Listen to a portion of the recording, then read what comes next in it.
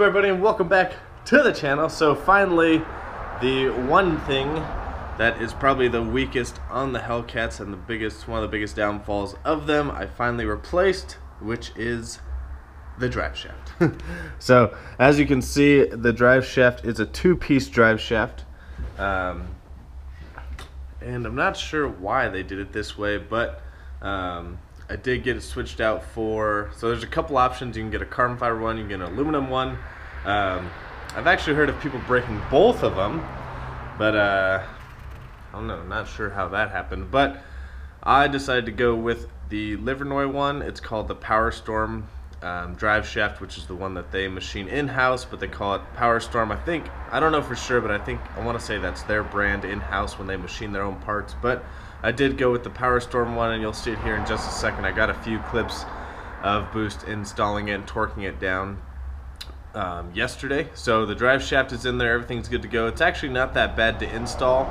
I was actually going to do it myself, but the car was already on the lift from them doing the other parts, so just figured why not just have them throw it on because they're already there. So the only thing that made it kind of a pain in the ass is the exhaust is right there. So if you drop the exhaust, you have full access to the drive shaft, and then it's just a matter of time of getting it out and then torquing the new one back in. But you can see, because of the two pieces, this is where these will twist, and the aluminum is actually a lot thicker.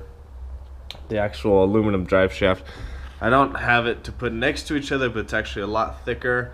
It's a little bit lighter. I don't know by how much. I want to say probably only like 5 to 7 pounds, so you do lose a little bit of weight, but the best thing about it is getting the stiff drive shaft, the one-piece aluminum.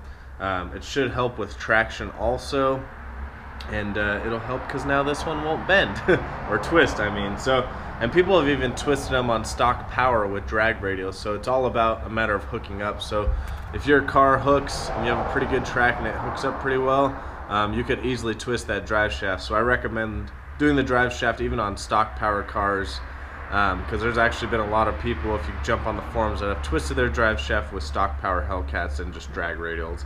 I highly doubt it with street tires because I think the car will spin too much, but if you're trying to put some power down and you're hooking up, definitely switch out the drive shaft.